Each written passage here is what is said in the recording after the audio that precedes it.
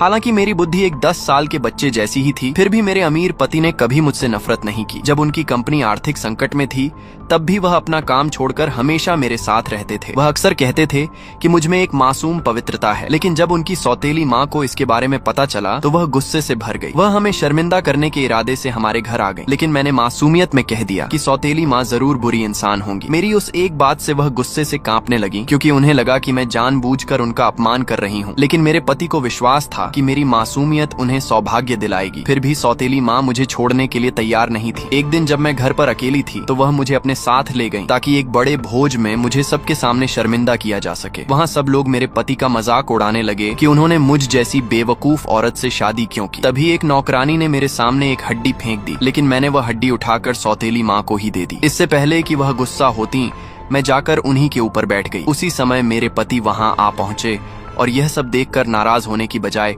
मेरी चतुराई पर खुश हुए। सौतेली माँ ने मुझ पर भोज खराब करने का आरोप लगाया, लेकिन मेरे पति ने कहा कि जब तक मैं खुश हूँ तब तक भोज खराब हो जाने से कोई फर्क नहीं पड़ता। यह सुनकर मैं बहुत भावुक हो गई।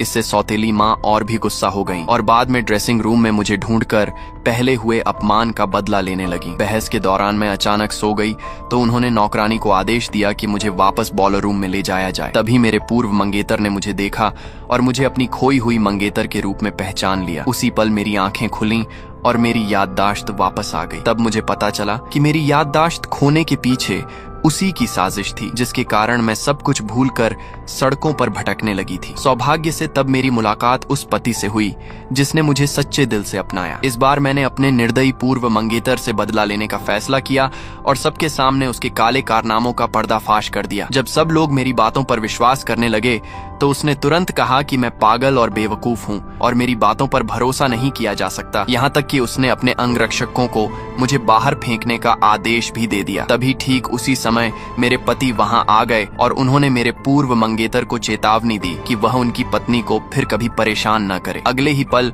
उन्होंने अपना गुस्सा शांत किया, मुझे प्यार से दिलासा दिया और सबके सामने मुझे अपनी बाहों में उठाकर उस भोज हॉल से बाहर ले गए।